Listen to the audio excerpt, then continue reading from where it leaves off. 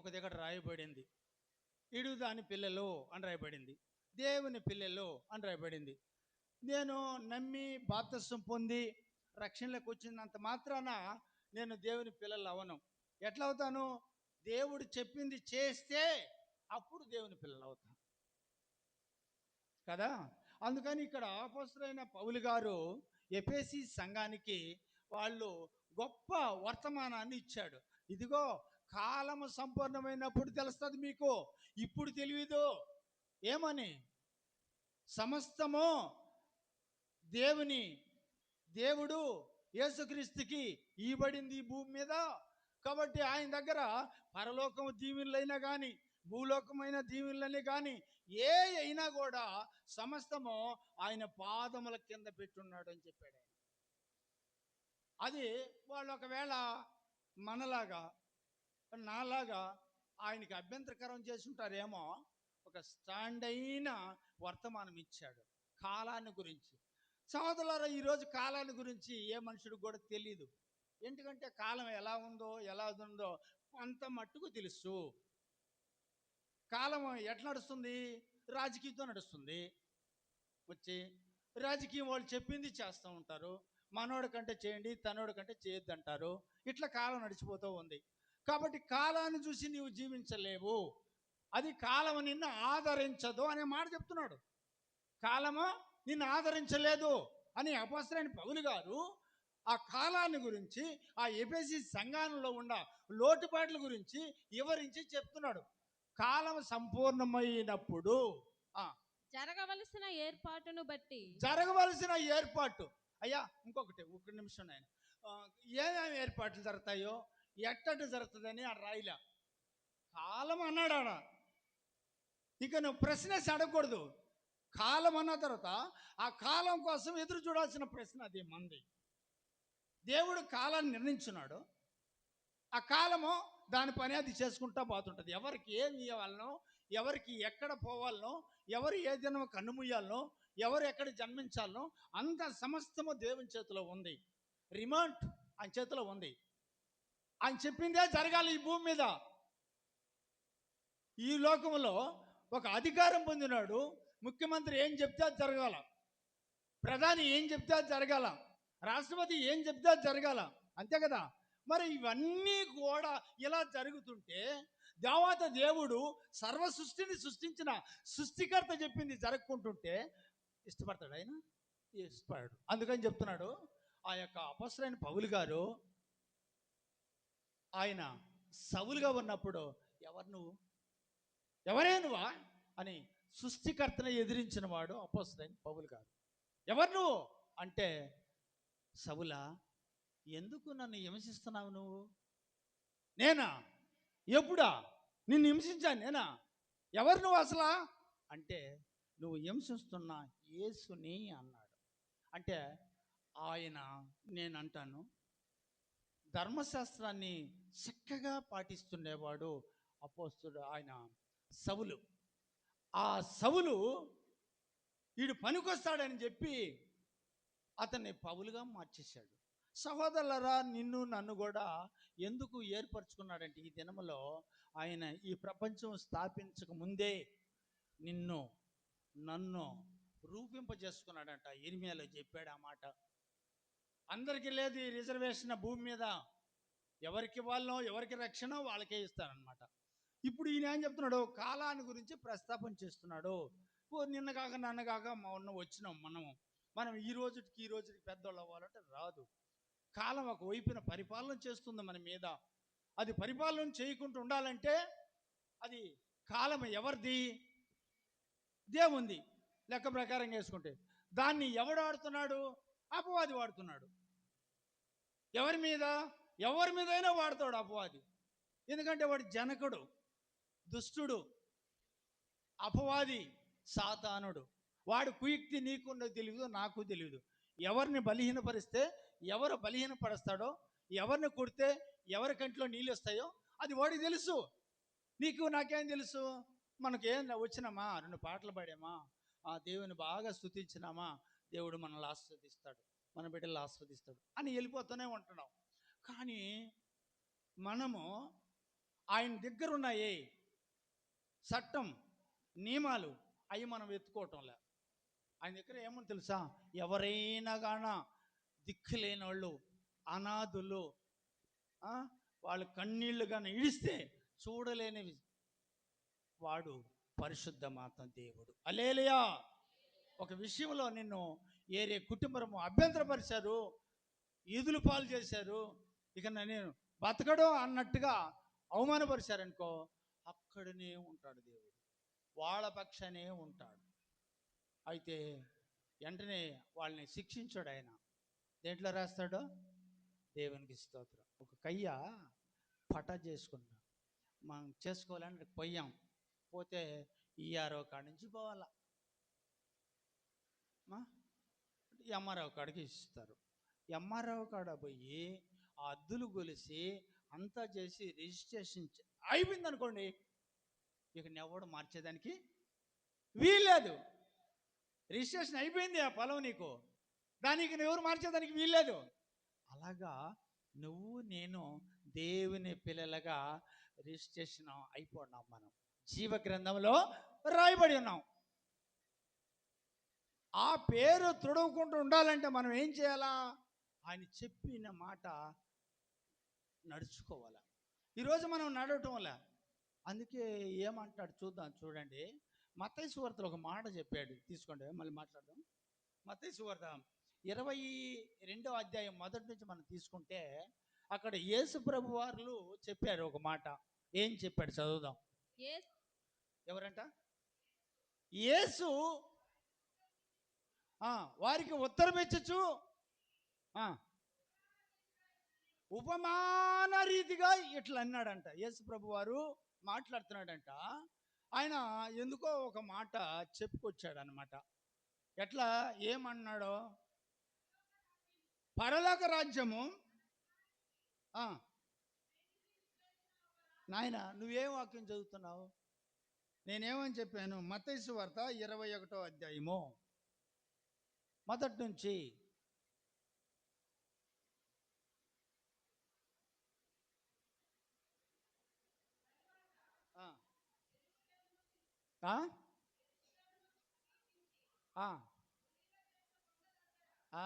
యెరూషలేముకు సమీపించి యెరూషలేము కొండ దగ్గర ఉన్న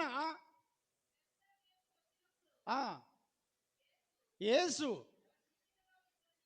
శిశువులో ఇద్దరిని పిలిచి, మీ ఎదుటనున్న గ్రామమునకు ఇదిగో మీ ఎదురుగా ఉన్నది గ్రామం, ఆడికి వెళ్ళండి.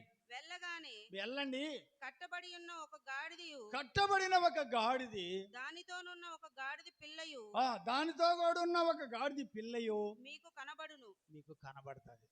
యేసు ప్రభు చెప్పాడు, 12 మంది శిశువుల్లో ఇద్దరిని పిలిచి, అయ్యా ఇదిగో ఎదురుగ్గా కనిపిస్తుంది చూడు గ్రామం, ఆడికి వెళ్ళండి, మీ కంటికి కనిపిస్తుంది. ఒక గాడిది కట్టబడి ఉంటుంది, పిల్ల గాడిది, అవి ఇప్పుకురండి నా కోసం. ఒకవేళ అడిగితే ఆయన కావాలంట ప్రభువుకి అని అడిగి చెప్పండి అన్నాడు ఆయన. ఇంకా వాటిని ఇప్పి నా యొద్దకు తోలుకొని రండి. ఎవడైనను మీతో ఏమైనను అడిగిన ఎడల ఏందయ్యా, ఏమి వాళ్ళ ఇంటికాడ గాడిద కట్టేసి పెడితే మీరు ఇప్పుకొని పోతున్నారని పక్కింటోడు అడిగినా, దారిని పోతున్నోడు అడిగినా, ఆ గాడిద గల్లవాడు అడిగినా, అవి ప్రభువునకు కావలసి ఉన్నవని చెప్పవలెను. అది ప్రభువుకు కావాలనని చెప్పవలెను. హల్లెలూయా. అది యేసన్న మినిస్ట్రీలో జరుగుతుంది. సోదరులారా, 10 ఏళ్ళు ఒక బిడ్డని కని పెంచి పెళ్ళి కాకుండా నా పంచుకుడుగా ఉండేదానికి తీసుకెళ్తున్నారు. వాళ్ళు వచ్చి, అయ్యా నీ కుమారుని మా సేవకు పంపిస్తారని ఎక్కడ కూడా యేసన్న కానీ, యేసన్న ఉన్న కూడా ఉన్న శిశువులు కానీ, వాళ్ళ సేవకులు కానీ ఎవరు కూడా పిలవరు. 10 ఏళ్ళు, ఇప్పుడు నేను అనుకోండి నా కుటుంబంలో 10 సంవత్సరాలు ఒక బిడ్డని కని పెంచి 10 ఏళ్ళు అయిన తర్వాత యేసన్న మినిస్ట్రీకి ఎత్తుకుపోయే, ఇదిగో మా బిడ్డని సేవకు పంపిస్తున్నానని చెప్పి ఇస్తున్నారు. ఊరికేనా? అది ఊరికే జరిగేది అది. ఇదిగో ఇక్కడ కట్టబడిన గాడిది పిల్ల, గాడిదనంగా కుటుంబం తీసుకోవచ్చు, పిల్లనంగా స్త్రీ తీసుకోవచ్చు. స్త్రీకి సాదృశ్యం ఏంది? పిల్లలు కనటం. అర్థమైందా? ఆ పిల్లలని ఎవరు కావాలన్నారో? యేసుక్రీస్తు కావాలన్నాడు. మరి ఈ రోజున నువ్వు అలా పంపించడంలా, కనీసం నీ పిల్లలకైనా దేవుని మాట, దేవుని మాట డే రారా అని పిలిచి, మీ మెసేజ్ అది నాకు రాలా, హోంవర్క్ ఏమి ఇచ్చిందా, రాయిరా అని చెప్తుంది. కానీ రే, యేసు ప్రభు దేవుడురా, దేవుని స్తుతించు, అదో అంకుల్ వచ్చినాడు, ప్రైజ్లాడు చెప్పు, ఇది వందనాలు చెప్పు, దేవుని మాట చదివించి వినిపించే కుటుంబం మనకుందా? నేనంట ఉందా? మరి మనం ఫలించాలంటే ఎలా వస్తాయి? పని చేస్తే జీతం, పని చేయకుండా నాకు జీతం కావాలంటే ఎలా వస్తుంది? నీకు ఆశీర్వాదం కావాలన్నా, దీవెన రావాలన్నా ఆయన పరిచర్య చేయాలి. అది పరలోకములోనూ దీవెనే వస్తుంది, భూలోకంలో దీవెన కూడా వస్తుంది. నేను భూలోక దీవెనలు కూడా చదివి ఉండా, అందుకని చెప్తున్నాను నేను మీకు. ఈ భూలోకంలో మీరు గొప్పవారిగా ఉండాలంటే మీరు దాసులుగా పనిచేయాలి. ఎవరికి? దేవునికి. అర్థమైందా?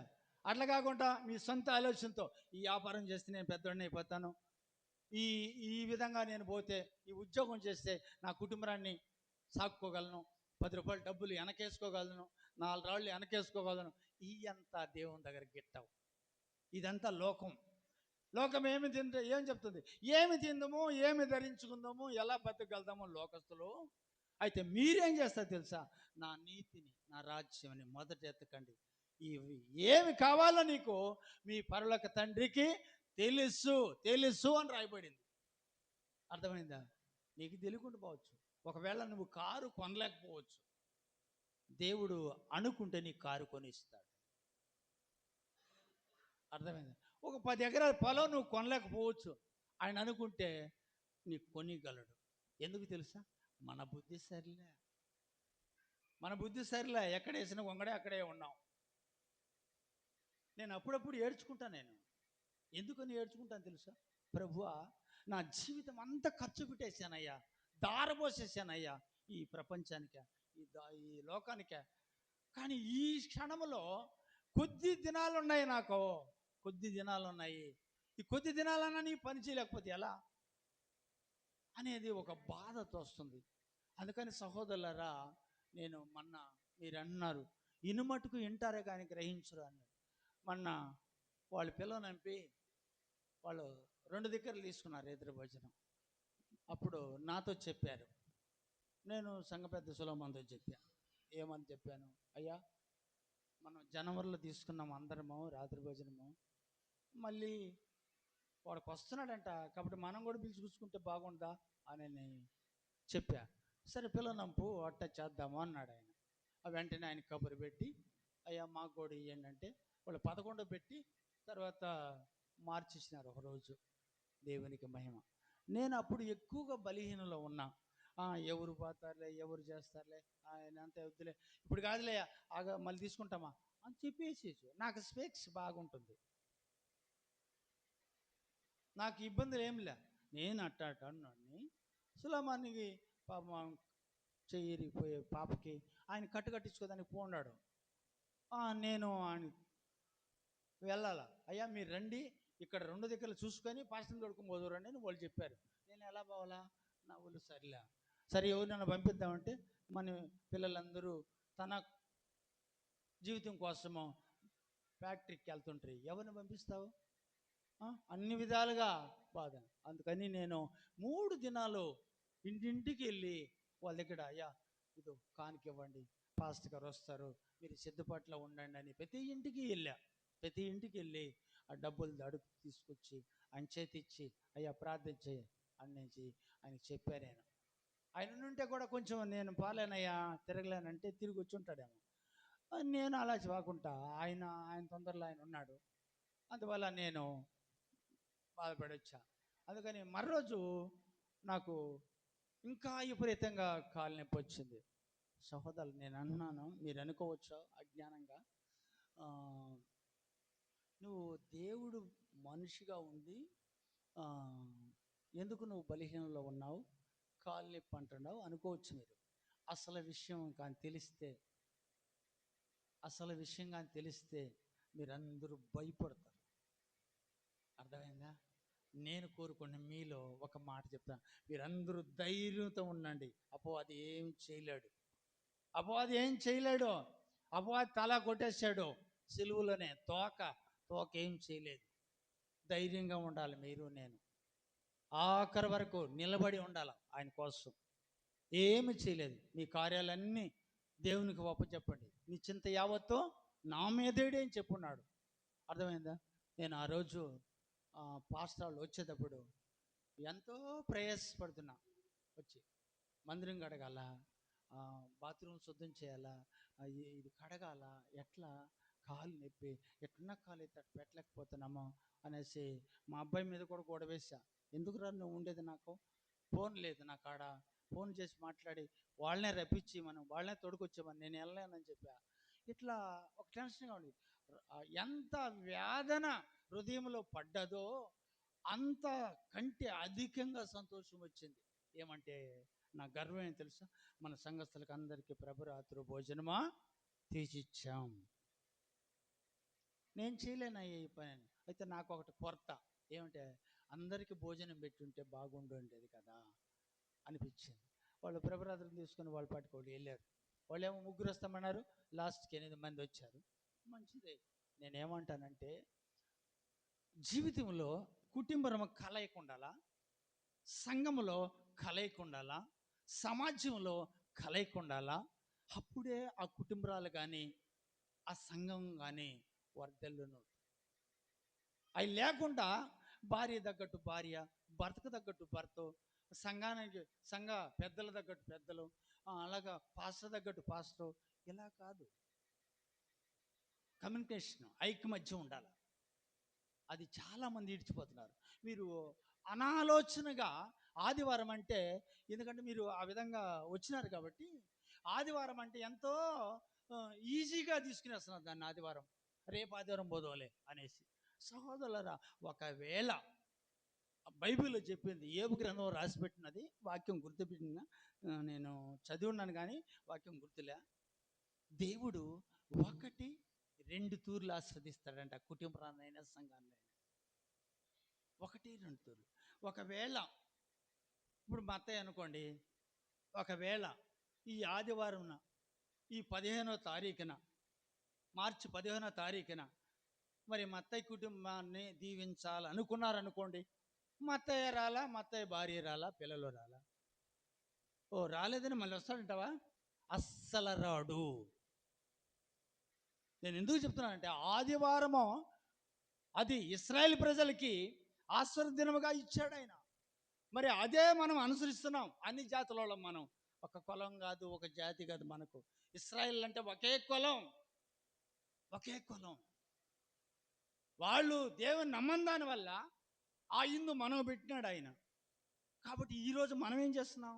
దాన్ని దుర్వినియోగం చేసుకుంటున్నాం. వస్తుందా? నేను అంటున్నాను, మళ్ళీ తెచ్చిస్తాడంటావా? ఇవ్వనే ఇవ్వడు. ఒకవేళ ఇస్తే నెక్స్ట్ మన్నారం కూడా బాగాలేదు, ఈ పూర్వం పోదాలనుకో, ఈ 2 ఛాన్సులు పోతే ఇంకెప్పటికీ రాదు, ఎప్పటికీ రాదు. మరి నీకు నాకు తెలుసుకున్నది ఏంటి? ఏమి నేర్చుకున్నావు?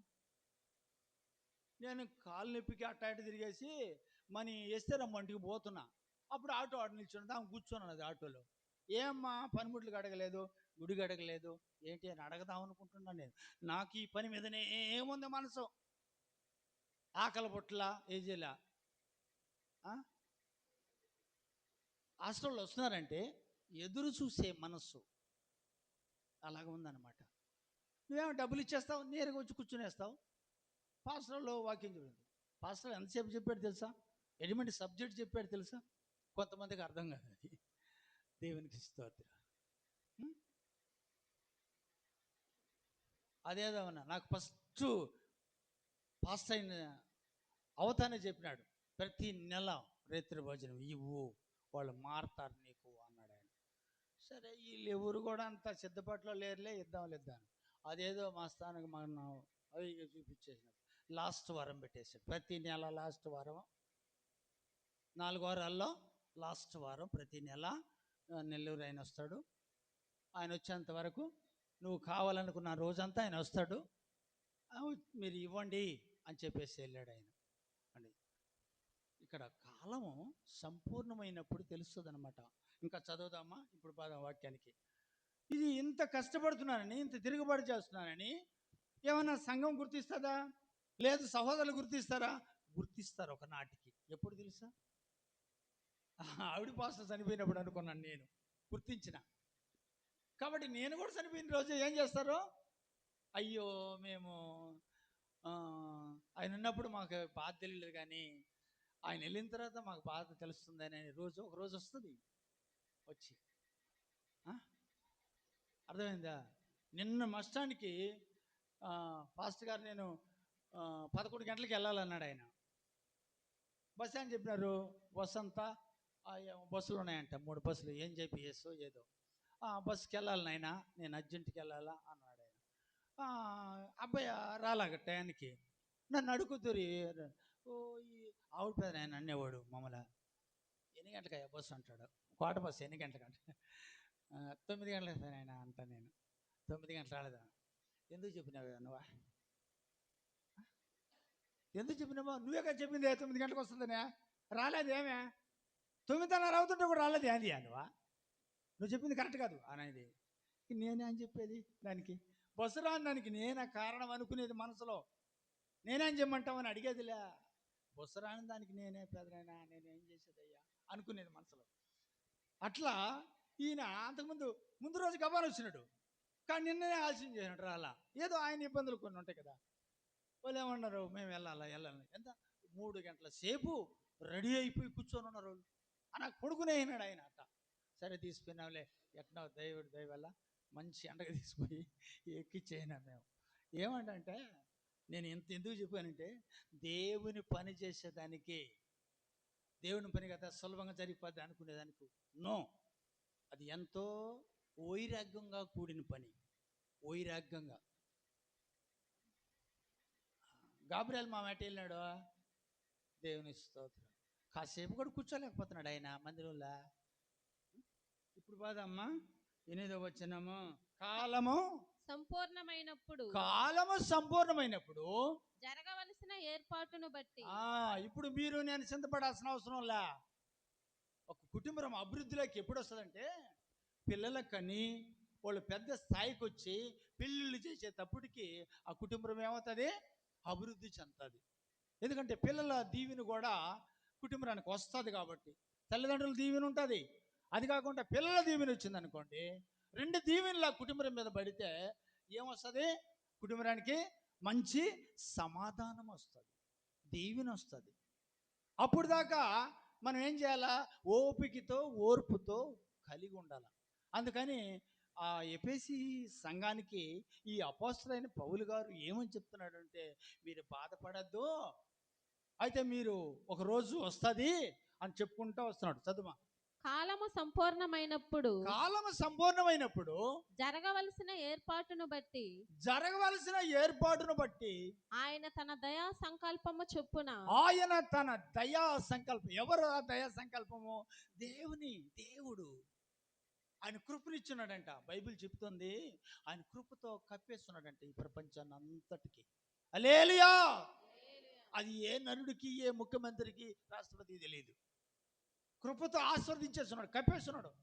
అందువల్ల ఏమవుతుంది? కూటికి గుడ్డకి కరువులే, బాగున్నాం.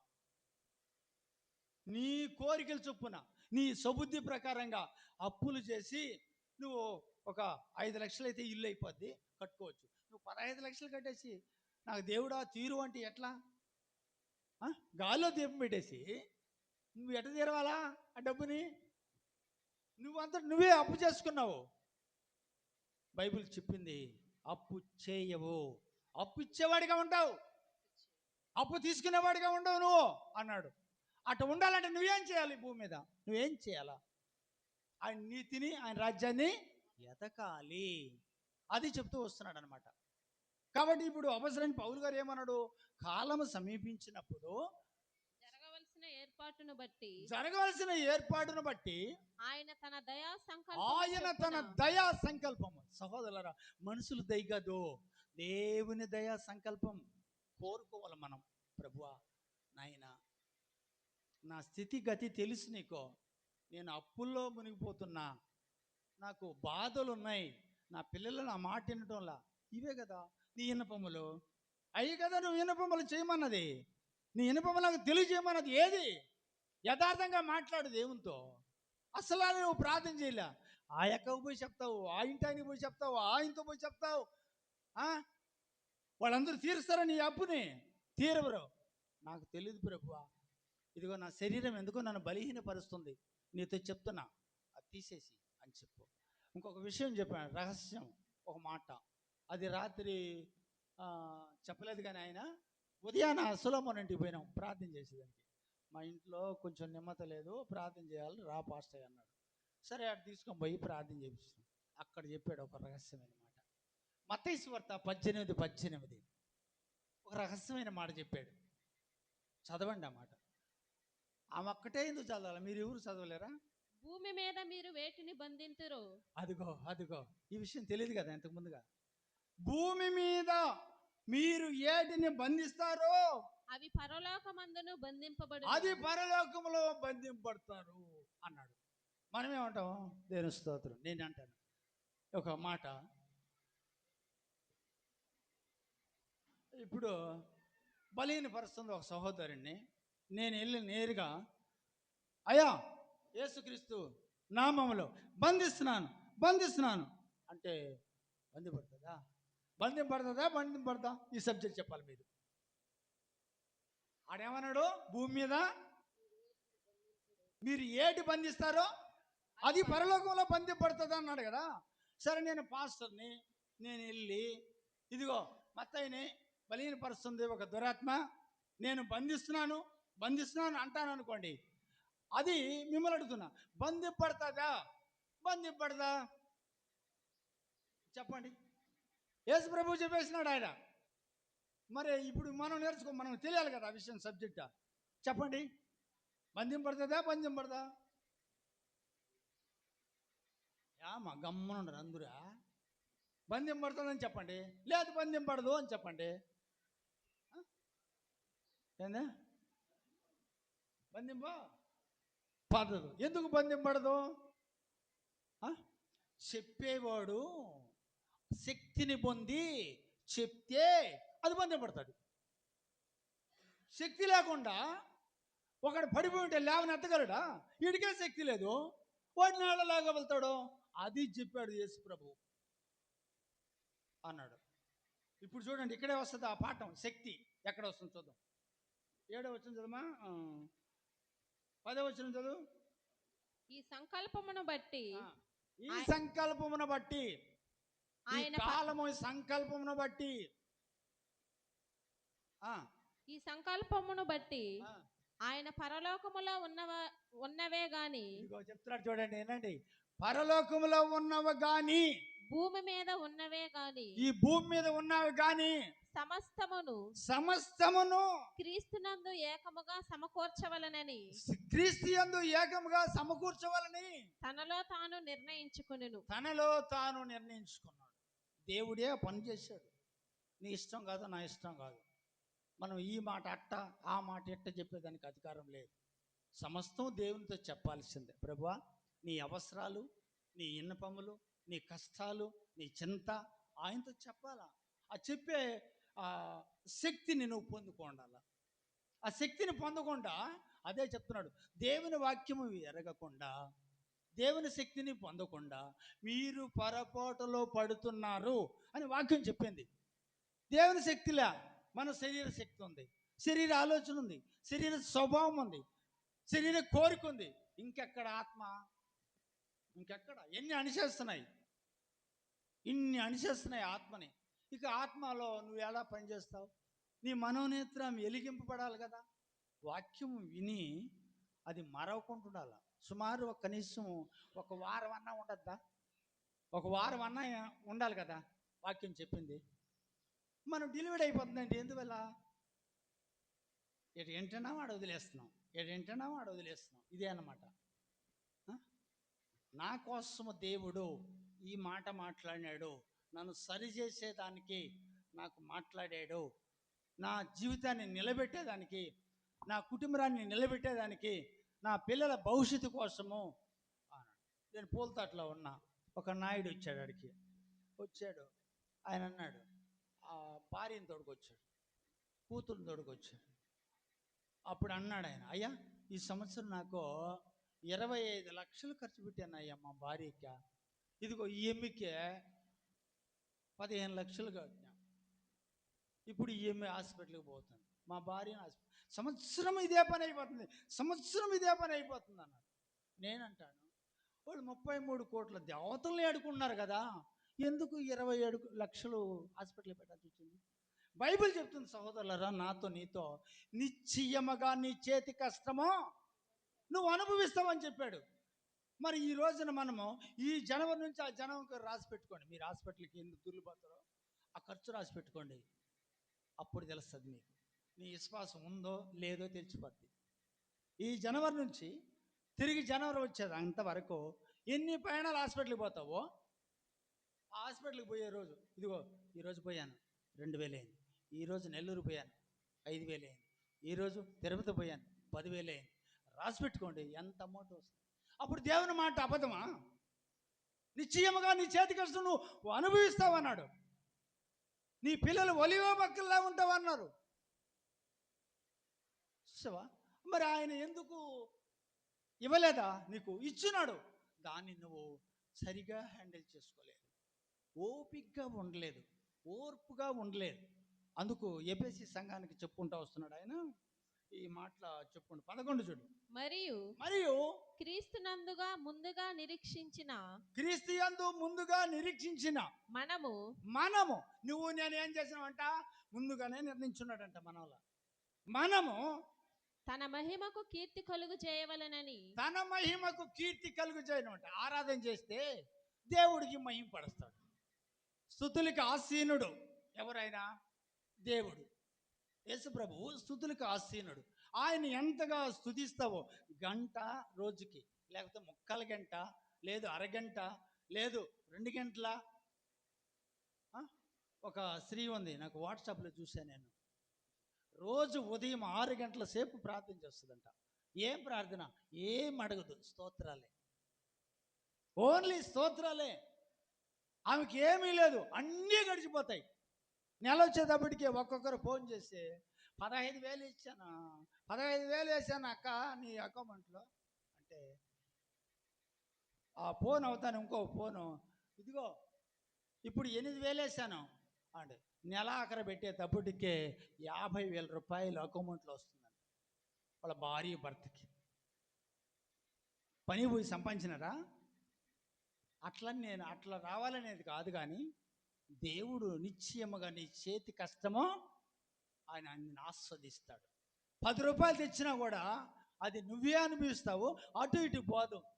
లేకపోతేనా శనిగిపోయిన సంచులు చిల్లర డబ్బులు అని చెప్పున్నాడు ఆయన.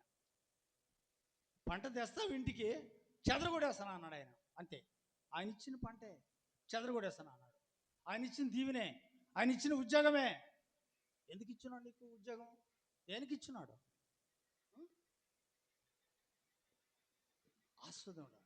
సహోదరులు, నేను ఒక మాట చెప్తున్నా మీకు, మనం నిత్యము మీకు ఏదైనా సమస్యలు ఉన్నా, గొడవలు ఉన్నా, లేదు ఈ భార్య భర్తలు తగరాదులున్నా, ఒక్క నిమిషం ఇంటికాడ వదిలేసి ఇక్కడికి వచ్చి కూర్చొని దేవునితో ఒక మాట మాట్లాడండి, నీ సమస్యలు సాల్వ్ అవుతాయి. నమ్మి చేస్తే పని. నమ్మకం లేకుండా ఆయన కొట్టేసి వెళ్తాడు భార్యనే. భార్య పోయి ఇంకొక ఇంటికి పోయి అన్ని రాళ్ళతో పోయి, అమ్మే మా ఇంటి అన్యాయంగా కొట్టాడమ్మే నన్ను, దుర్మార్గుడా, వాడు చేతులు పడిపోనా, వాడు అట్టాటోడా ఇట్టాటోడా. ఏం ఒక క్రైస్తవు రాలేనా ఆమె చెప్పచ్చునా? నేను అంటాను సహోదరులరా, మంచినా చెడైనా ఎక్కడ మాట అక్కడే మర్చిపోవాలి. బైబిల్ చెప్పింది, నేను చెప్పలా. ఎప్పుడైతే మనం సంఘంలో, ఇంకొక మాట చెప్పనా, అభ్యంతరాలు ఎవరైతే కలుగు చేస్తారో వాళ్ళకి శ్రమ అన్నాడు. సంఘంలో ఎవరైనా అభ్యంతరం తెచ్చారో ఆ సంఘంలో వాళ్ళకి అభ్యంతరం జరుగుతుంది అన్నమాట. తేకూడదు. అవసరమైతే మేలు చెయ్యి, లేకపోతే చేయలేవా గమ్మునుండు సైలెంట్గా. నువ్వు ఇట్ట అట్ట అట్ట అని అనేదానికి నీకు సంబంధం లేదు.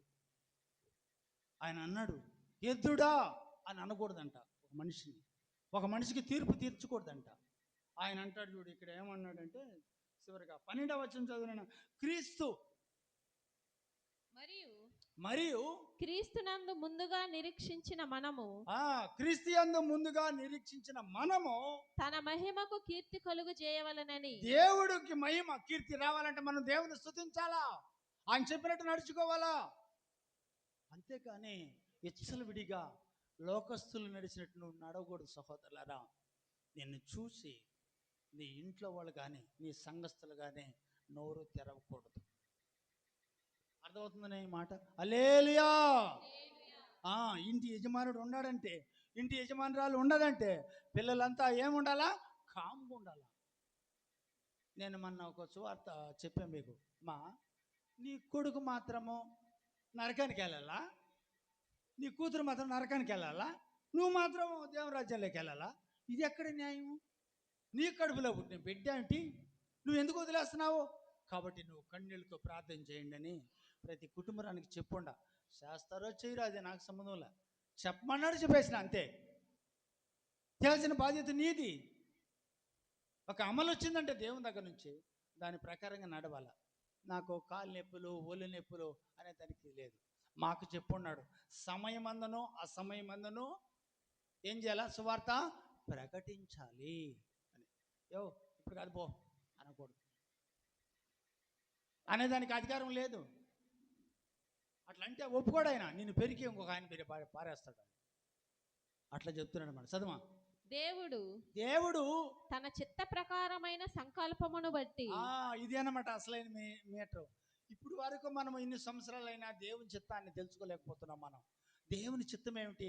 ఉరామారిగా ఒక సివిల్గా చెప్తా. ఉరామారిగా దేవుని చిత్తం అంటే 6 దినాలు పని చేయాలా, 7వ దినం ఏం చేయాలా? మందిరానికి రావాలా, మందిరానికి వచ్చి మోకరించి ప్రార్థన చేయాలా, దేవుని మాటలో జాగ్రత్తగా ఎన్నుకోవాలి. అలాగే శుక్రవారం వల్ల నీ యొక్క కుటుంబం రక్షణ లేక ఇంకా ఎదుగుదల చేసేదానికి ఉపవాసం ఉండి ప్రార్థన చేయాలా.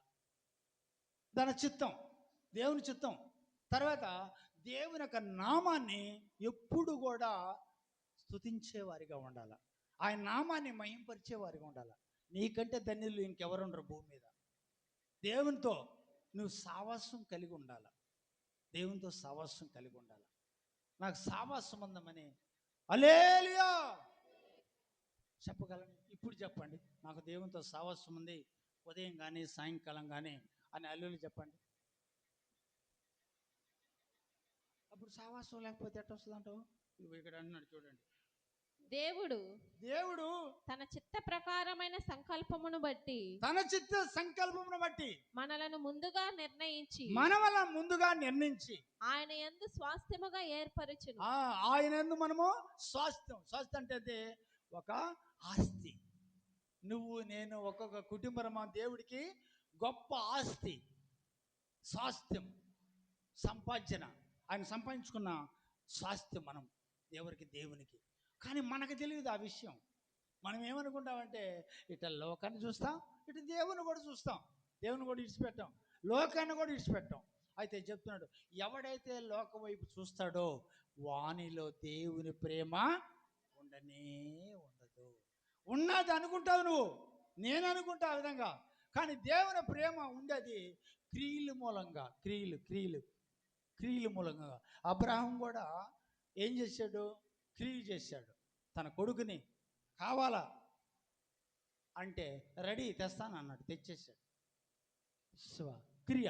అబ్రహాం అంటే క్రియ మనం చేయాల్సిన అంత అవసరం ఏం లేదనుకుంటాను నేను. ఇప్పుడు నీకు నాకేం చేయమన్నాడంటే, నువ్వు ఇలా నడువు, ఇలా ఉండు, లోకములో ఉన్నవాడి కంటే నీలో ఉన్నవాడు గొప్పవాడు అని చెప్తున్నాడు. ఆయనే సృష్టికర్త, నీలో ఉండేవాడు. నువ్వేం చెప్తావో అది జరుగును. ఏమన్నాడు? పరలోకములో బంధింపడ్డం, భూలోకంలో కూడా బంధం నువ్వు అన్నాడు. ఇప్పుడు నాకు ఇచ్చిన ఒక అధికారం ఏంటి? నువ్వు ఏం చెప్తావో అది పరలోకంలో కూడా దేవదూతలు బంధిస్తారు అన్నాడు. ఇప్పుడు నేనేం చేయాలా? ఆ శక్తిని పొంది ఉండాలి. పరలోక శక్తిని నేను పొందుకొని చెప్తే పోవాలి. ఇప్పుడు దెయ్యం వచ్చేసింది ఒక ఆమెకి, పరిగిస్తా పోతున్నా, పోయి చుట్టుపట్టి లేవదీసి పెటాపటా 2 వేస్తే, ఆమె 4 వేస్తే ఏం చేస్తావు? 4 వేస్తుంది, ఏం చేస్తావు? అంటే నీ శక్తి కంటే దెయ్యం శక్తి అంత సులభమైందా? లేదన్నో. తరిమి తరిమి కొడతాయి దెయ్యాలు, తెలుసు నీకు? ఈ భూమి మీద ఎన్నున్నాయి శక్తులు అనుకున్న వాళ్ళు 50, 100, 200 కిలోమీటర్ల నుంచి కూడా రప్పిస్తారు. నాకు అడగరారా, నాకు మొక్కేసిపోరా అంటారు కదా. శక్తి అంత పవర్ ఉంటుంది అనమాట. శక్తి అంటే మన ఇక్కడ జరిగింది కదా ఈ పక్క, అట్లా అన్నమాట. అదే వాళ్ళు శక్తులు వాళ్ళు. తర్వాత దేవుళ్ళు అనబడిన వాళ్ళు ఎవరున్నారు? గ్రామంలో ఉన్నారు దేవతలు. గ్రామంలో దేవతలు ఉన్నారు. వాళ్ళు ఏం చేస్తారు? వాళ్ళ అనుకూల ప్రకారంగా వాళ్ళని వాళ్ళ వైపుకి మళ్ళించుకుంటారు. ఎవరైనా వచ్చి అమ్మా దేవుని నమ్ముకోండి అమ్మా బాగుంటుంది, పోయా మా పెద్దవాళ్ళ కాడ నుంచి మాకు ఆయన ఓళ్ళేనా, మాకు ముగ్గురా అని చెప్తారు. అంటే ఇక్కడ ఆన్సర్ వచ్చింది, అక్కడ రిజల్ట్ వస్తుంది, ఇట్లా చెప్తారనమాట. సహోదరులారా, మనుషుడు మాట అంతా నేను చెప్తాను ఊర్దా. తొదక నేను కూడా చెప్తున్నా మాట. దేవుని మాటలు చెప్తే వినండి, కానీ నా సొంత మాట చెప్తే తీసుకోవద్దు అన్నాడు బైబిల్. ఇదిగో పరిశీలి ఏం చెప్తారో అది వినండి, కానీ వాళ్ళ క్రియలు మీరు చేయొద్దు అని అన్నాడు ఆయన. మా క్రియలు అంట మంచివి కాదంట, చిటికి నేలతో కూడా కష్టం చేయమంట. మేము బైబిల్ రాసి ఉంది, చెప్తున్నాను నేను. చిటికి నేలతో కూడా కష్టం చేయమంట, ఎవరి దగ్గరైనా చేపిస్తాం అంతా. తర్వాత ఎదవరాళ్ళు ఇండ్లు దిగమింగతామంట బైబిల్ రాసి. ఏమా ఈరోజు ఏమైనా స్పెషల్ ఏమైనా ఉందా మీ ఇంటికాడ ప్రార్థన కదా అంటే, లేదు పాస్తయ్య నాటుకోడి తెచ్చాను నేను. సరే సరే సరే అమ్మా, బైబిల్ ఉందా నాటుకోడి ఏమన్నా? చెప్పండి. ఇప్పుడు దర్శన భాగము ఇస్తే మందిరానికి వాడాలనా? నువ్వు బెడ్ మీద అది సోఫాలు అవి తెచ్చుకోమన్నా నిన్న. ఇప్పుడు జరిగేదంతా పాస్టర్లు అంతా అదే జరుగుతుంది. అర్థమైందా? మందను కాపాడమంటే మందకి ఏముంది? కుంటి గొర్రె ఉంటుంది, నడ్డి గొర్రె ఉంటుంది, అందరితో నువ్వు సమాధానంగా ఉండాలి. అది కాకుండా నీకు దశమ భాగంలో ఇచ్చిన వాళ్ళనే ఒక ప్రార్థన, లేకపోతే విశ్వాసాలకు ఉన్న వాళ్ళు ఒక ప్రార్థన, లేకపోతే నీకు నచ్చిన వాళ్ళకే ఒక ప్రార్థన, నచ్చని వాళ్ళకి ఇంకొక ప్రార్థన. ఇది ఎక్కడికి వచ్చింది మనకు తెలియదు. ఇట్లా రాసినాడు అనమాట. దానికి అంటున్నాడు చూడండి, ఇక్కడ 14 చూడమా. దేవుని మహిమకు కీర్తి కలుగుటకై. ఎట్లా మళ్ళీ చదువు. దేవుని మహిమకు కీర్తి కలుగుటకై. దేవుని మహిమకు కీర్తి కలిగినట్లు ఆయన సంపాదించుకున్న ప్రజలకు నువ్వు నేను విమోచనము కలుగు నిమిత్తము ఈ ఆత్మ మన స్వాస్థ్యమునకు సంచకరువుగా ఉన్నాడు. దేవుని ఆత్మల గురించి చెప్పున్నాడు. భ్రమ పెట్టే ఆత్మ ఉందంట, దురాత్మ ఉందంట, దైవాత్మ ఉందంట. అర్థమైందా? ఈ మరి ఏ ఆత్మ నమ్మాలా, ఏ మనిషిని నమ్మాలా, ఏ మనిషిని నమ్మకూడదా, అది తెలియాలంటే పరిశుద్ధాత్మ నువ్వు పొందుకోవాలి. ఇది దాని సబ్జెక్ట్. పరిశుద్ధాత్మ పొందుకుంటే ఏ ఆత్మ నీ దగ్గర పని చేయలేదు, ఎవరు నిన్ను మోసగించలేదు. అదే కరెక్ట్గా చెప్పేశాడు అనమాట. అందుకు ఆయన మాట్లాడుతున్నాడంటే అదే ఎఫెసీలో 5వ అధ్యాయం చదవండి, ఏమంటున్నాడు? 5వ అధ్యాయం. కావున మీరు ప్రియులైన పిల్లల వలె ఎట్లుండాలంట? మనము దేవుడికి ఇష్టపడిన పిల్లలుగా, ప్రియులైన పిల్లలుగా. మనుషుడు నడవబడ్డా, మనుషుడు ఎవడు నిన్ను మంచివాడు అనరు, చెడ్డవాడు అనరు. ఎప్పుడు చూసినా చెడుగానే మాట్లాడతారు, కానీ మంచిగా మాట్లాడు. ఒకవేళ మంచిగా మాట్లాడంటే నటిస్తారు. ఇది మనుషుల ఒక బయోడేటివ్. ఇక్కడ చెప్తున్నాడు, మీరు ప్రియులైన పిల్లలుగా ఉండాలి. దేవుని పోలి నడుచుకోండి. క్రీస్తు మిమ్మల్ని ప్రేమించి పరిమళ వాసనగా ఉండుటకు మన కొరకు తన్ను తాను దేవునికి అర్పణముగాను బలిగాను అప్పగించుకొనెను. బలిగా ఆయన శరీరం అప్పగించాడు. ఇది ఎంతమంది నమ్ముతున్నారో ఎంతమంది నమ్మలేదు. నీ కోసం నా కోసం బలి అయినాడు. బలి పశువుగా యేసుక్రీస్తు వారు. ఆయన అంటే జాలి లేదు, ప్రేమ లేదు, ఎలా మనకు దీవెన వస్తుంది? అందుకంటాడు, పిలిపిలు తీసుకోండి 3:18. పిలిపిలు 3:18. అనేకులు ఈ రోజున క్రీస్తు శిలువకు శత్రువులుగా హల్లెలూయా. ఈ విషయం తెలీదు అసలు. ఈ లోకంలో అట్టబడి నడిచేది అందరికీ తెలుసు, అవునా కదా? ఎట్టంటే అట్టు నడవచ్చు. ఈ వ్యాపారం కావాలంటే ఆ వ్యాపారం, ఈ ఉద్యోగం కావాలంటే ఈ ఉద్యోగం, ఆ కంపెనీ కావాలంటే ఇంకో కంపెనీ, ఎట్లయినా పోవచ్చు, ఎట్లయినా నడవచ్చు. అడ్డు లేని ఆచారం ఈ లోకానికి. అయితే ఇక్కడ బైబిల్ ఏమని చెప్తుందంటే, ఈ ఎఫెసీ సంఘానికి పిలిపిల్లో చెప్తున్న మాట అపోస్తలుడైన పౌలు గారు 18వ వచనంలో ఏమన్నాడంటే, అనేకులు క్రీస్తు శిలువకు శత్రువులుగా నడుచుకున్నారు.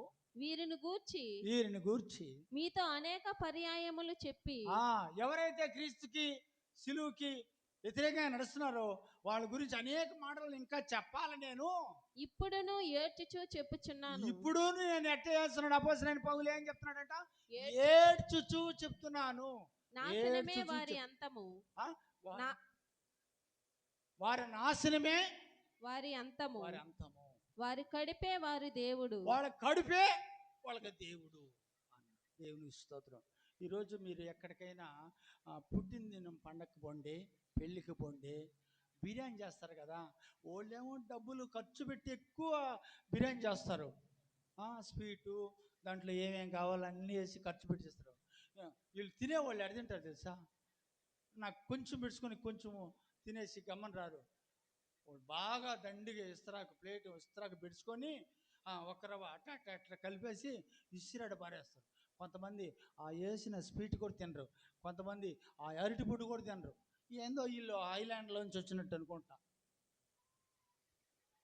నా పెద్దోళ్ళు, మా పితరులు, మా తాత వాళ్ళు కానీ మా నాయన వాళ్ళు కానీ ఆ బిర్యానీ కూడా చేసుకొని చూసుంటారేమో.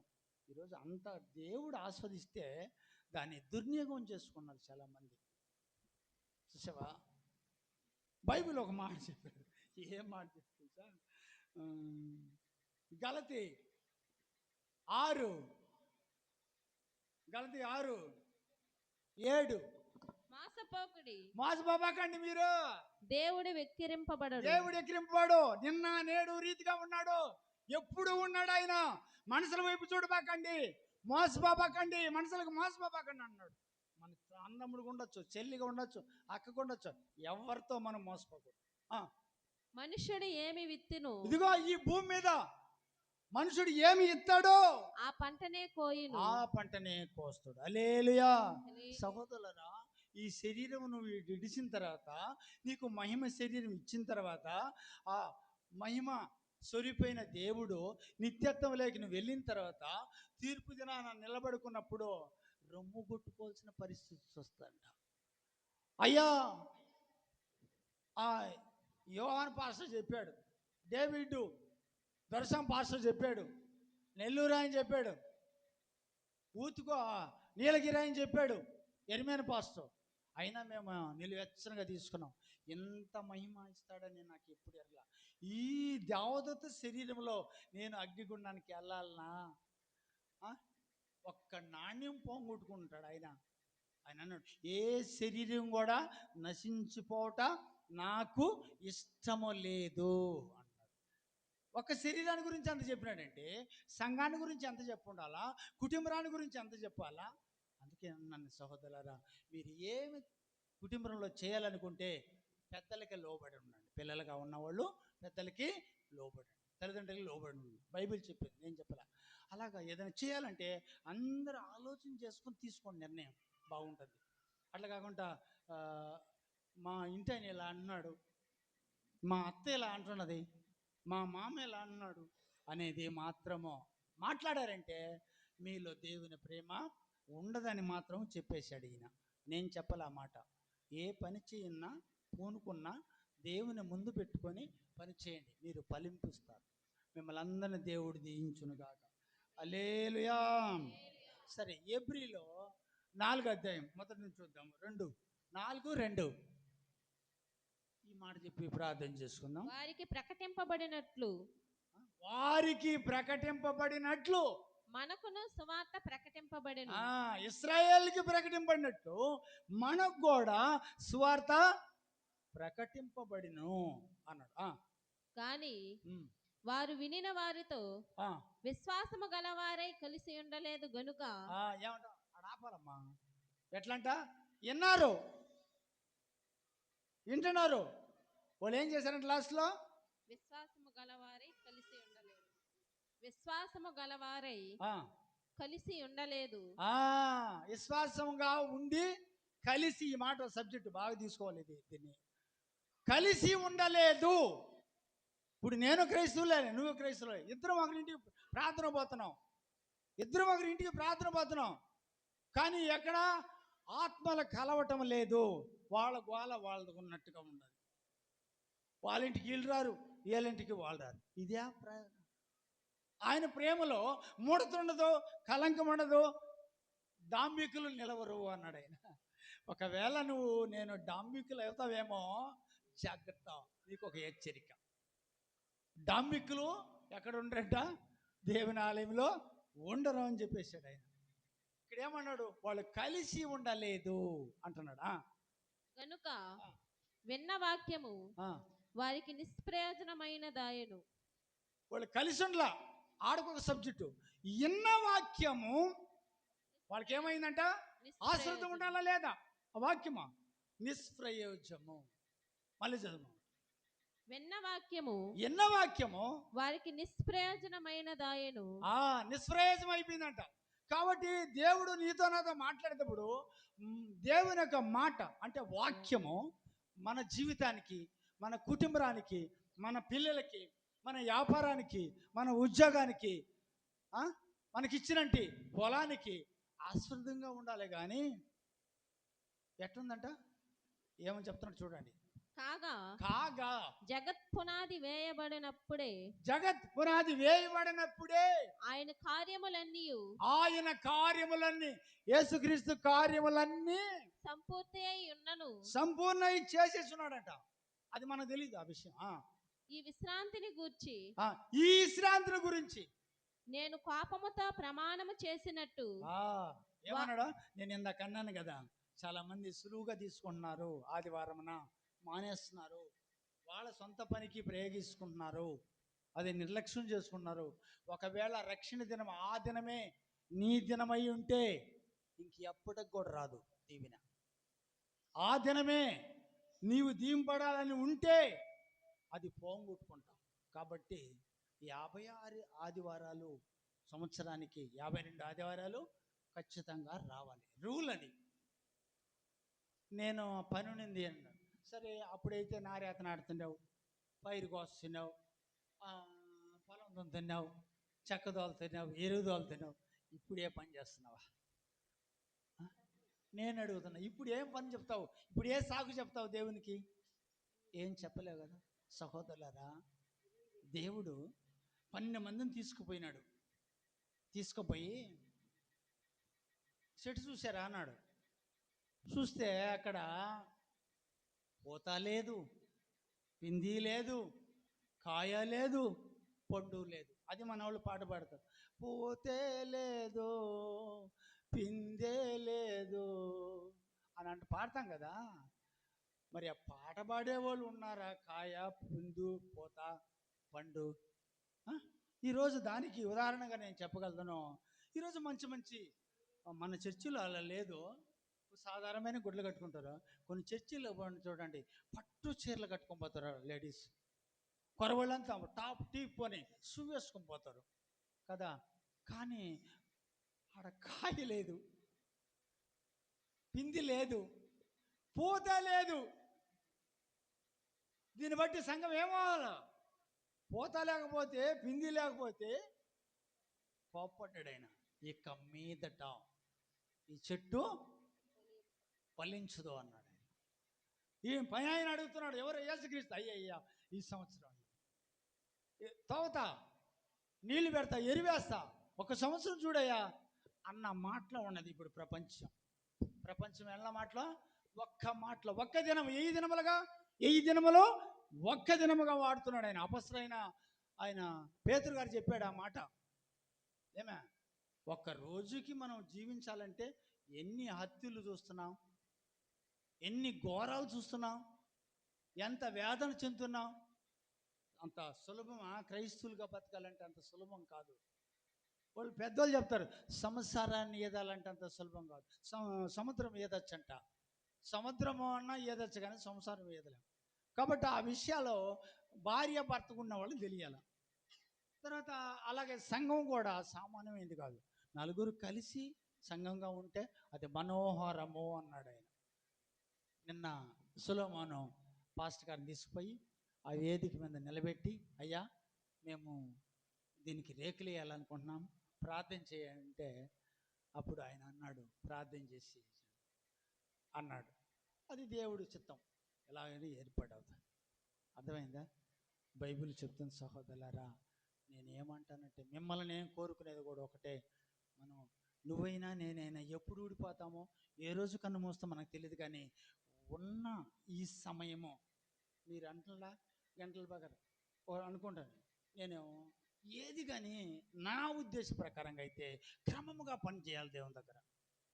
క్రమముగా పాట పాడినా క్రమంగా ఉండాలి, వాక్యం చెప్పినా క్రమంగా ఉండాలి, ఏమే ప్రార్థన చేసినా క్రమంగా ఉండాలి, ఏదైనా దేవుడికి నచ్చేటట్టుగా ఇష్టపడినట్లుగా ఉండాలి, దేవుని సంతోషపెట్టే వారిగా ఉండాలి.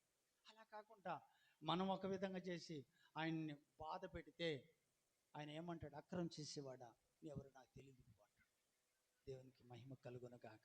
దేవుడు ఈ దినమున సామాన్యంగా మీకు ఈ సబ్జెక్ట్ అర్థమై ఉండదు, కానీ ఆత్మ సంబంధించిన వాళ్ళకి పూర్తిగా అర్థమవుతుంది. కాలాన్ని గురించి ప్రస్తాపన చేశాడనమాట. కాబట్టి అంటే నేను ఒక మాటలో చెప్తున్నా, కాలం మన మీద పరిపాలిస్తుంది. అది పరిశుద్ధుల మీద పరిపాలిస్తుంది, పాపుల మీద కూడా పరిపాలిస్తుంది. అయితే దేవుని పిల్లల మీద అది పరిపాలన చేయలేదు అనే సబ్జెక్ట్ చెప్తున్నా నేను. కాలము దేవుడు నిర్ణయించేది, నీది కాదు నాది కాదు. ఈరోజు బాగున్నామంటే అన్న సభిన్న వాళ్ళిద్దరు బాగున్నారు. పాస్టర్ గారికి ఎక్కడి నుంచి వచ్చినాడు, మందిరం కట్టాలనుకున్నాడు, ఆ మందిరం కట్టేస్తాము, మనం కూడా కాస్త చెయ్యి అందిద్దామని 2 ఎకరాలు ఉంటే, ఏమండి 1 ఎకరా అమ్మేసి దేవునికి ఇచ్చేద్దాం, 1 ఎకరా మనం పెట్టుకుందాం అన్నది సహోదరి. భర్త ఏమన్నాడు? రెడీ, మంచి ఆలోచన ఇచ్చినావు నువ్వు అన్నాడు.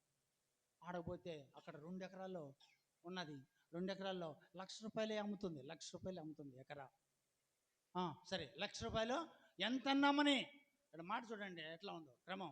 ఎంత అన్నామని, ఎంత అమ్మినా తీసుకొచ్చి మందిరానికి ఇచ్చేస్తాను పాస్టర్ గారి కాడ అన్నారు ఇద్దరు భార్య భర్త. ఆడక ₹1,00,000 అనుకున్నారు కదా, 2 లక్షలు వచ్చింది. 2 లక్షలు వచ్చే లోపల ఏమైంది? 1,00,000 కదా మనం అనుకున్నది, ఇదిగో 1,00,000 పెట్టి పక్కన పెట్టి 1,00,000 తీసుకుపోయి ఆడ ఇచ్చినారు పాస్టర్ గారి కాడ. మాట ఏం చెప్పింది? ఎంత అమ్మినా నేను దేవునికి ఇస్తామని చెప్పింది మర్చిపోయింది. 2 లక్షలు ఇచ్చి 1,00,000 ఆడ పెట్టుకున్నారు, 1,00,000 ఎత్తుకొని. ఆయన అన్నాడు, పేతురు గారు తన ఆత్మ నిర్ణయించింది ఏమని. సహోదరులారా, ఆయన అడిగాడు, మీరు ₹1,00,000కైనా అమ్మారా అని అడిగాడు పేతురు గారు. అవును అన్నారు. వెంటనే ప్రాణం పోయింది. ఆవును పిలిచాడు, ఏమ్మా ఇంతేనా అమ్మింది? అవును అన్నది. ఆమెతో ఏం మాట్లాడి తెలుసా? ఏ మనుషులైతే నీ భర్తను మోసుకుపోయారో అదే మనుషులు నిన్ను మోసుకుపోతారు అన్నాడు. ఇద్దరు చనిపోయారండి. ఒక మొక్కుబడి కాడ ఒక భార్య భర్త సంపూర్ణమైన తన సేవలో కొనసాగి ఉండే వాళ్ళు ఇద్దరు చనిపోయినారండి. మాట కాడ దేవుని మాట చూడండి ఎంతలాగా ఉందో. నేను నువ్వు ఎంత ఆయన పాదాలకి ధూళికి కూడా పనిరాం. ప్రపంచాన్ని అంతా శాసిస్తున్నాడు ఆయన, శాసనం అయిందే. ఆయనే పిల్లలుగా మనం ఉండాలంటే అంత సామాన్యమైన పైన. కొంచెం ఓపిక తీసుకోండి. నేను అంటాను, టయాన్ని పాటించండి.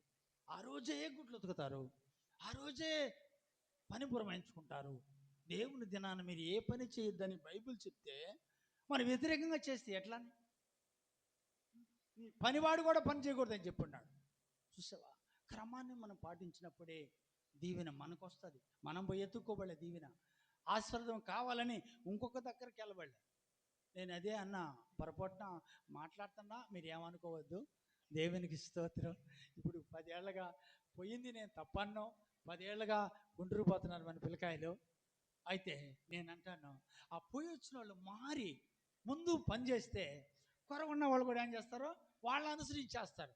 సరే, ముందు పోయి వచ్చిన వాళ్ళు ఏ క్రియ చేస్తున్నారు నేను అడుగుతున్నా. ఒక ఆరాధన జరుగుతుందంటే వాళ్ళు ఎంత టైంకి వస్తున్నారు, ఏ పని చేస్తున్నారు, ఎలా జీవిస్తున్నారు, మార్పు రాకపోతే ఎన్ని ప్రయాణాలు పోయినా ఒకటే కదా అంటా నేను. ఇది తిడతారని అంటున్నా నేను. పోయింది తప్పు కాదు, నువ్వు నేర్చుకోవాలా. నేను పోయాను, వాళ్ళు చెప్పారు పాఠము, ఈ పరిశుద్ధ గ్రంథములో వాళ్ళు నెల రోజులు ట్రైనింగ్, ఆ ట్రైనింగ్ పెట్టి ఆయన్ని అడిగి ఆ పుస్తకం తీసుకొని ఎత్తుకుపోయి జెరాక్స్ కాపీ ఎత్తుకుపోయి మొత్తం జెరాక్స్ ఎత్తి తెచ్చేసా చదువుకుందామని. ఆ ఆశ ఉంది నాకు. ఇశ్రాయేలీయులు పోయారో సగం దూరం పోయి మళ్ళీ తిరుక్కొని వచ్చేసారు, మళ్ళీ పోయారు, మళ్ళీ తిరుక్కొని వచ్చేసారు. ఆ సబ్జెక్ట్ అంతా చెప్పారు వాళ్ళు ఆ ట్రైనింగ్లో. మాకు సహోదరులారా, మనం తెలుసుకున్న దానివల్ల ఇప్పుడు నేను చెప్పగలుగుతున్నా. తెలుసుకోలేకపోతే నేనంటే చెప్పగలుగుతాను? దేవుడు తెలియజేస్తేనే కదా నేను చెప్పగలను. నాకు పనికి మాలిని గాడిద అన్నారు కదా, ఆ గాడిదని గురించి విమర్శిస్తే, సహోదరులారా 2 పిల్లలు ఉన్నాయి గాడిదలు.